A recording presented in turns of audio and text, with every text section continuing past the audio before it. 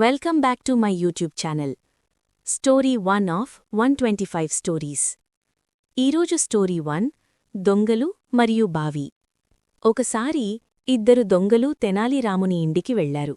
భోజనం చేసిన తర్వాత తెనాలిరాముడు పొదల్లో ఏదో చప్పుడు వినిపించడం విన్నాడు. అతనికి తన తోటలో దొంగలున్నారని అర్థమైంది.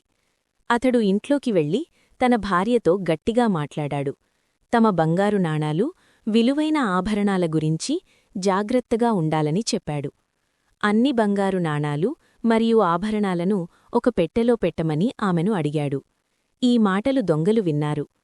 కొంతసేపటికి తెనాలి ఆ పెట్టెను తీసుకుని ఇంటి వెనక ఉన్న బావిలో పడేశాడు. ఇది చూసిన దొంగలు చాలా సంతోషించారు.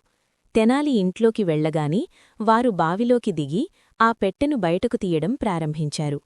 వారు రాత్రంతా నీటిని బయటకు తోడారు. తెల్లవారేసరికి పెట్టెను బయటకు తీయగలిగారు. కాని అది తెరిచి చూసేసరికి అందులో బంగారం కాకుండా పెద్ద పెద్ద రాళ్లు ఉన్నాయి. తెనాలిరాముడు వారికి మొక్కలకు నీళ్లు పెట్టినందుకు కృతజ్ఞతలు చెప్పాడు. దొంగలు తమ తప్పు గ్రహించి తెనాలిరామునికి క్షమాపణ చెప్పి వెళ్ళిపోయారు. Thank you for watching my video, The Thieves and the Well. Our next story is The Greedy Brahmins. Subscribe for more videos.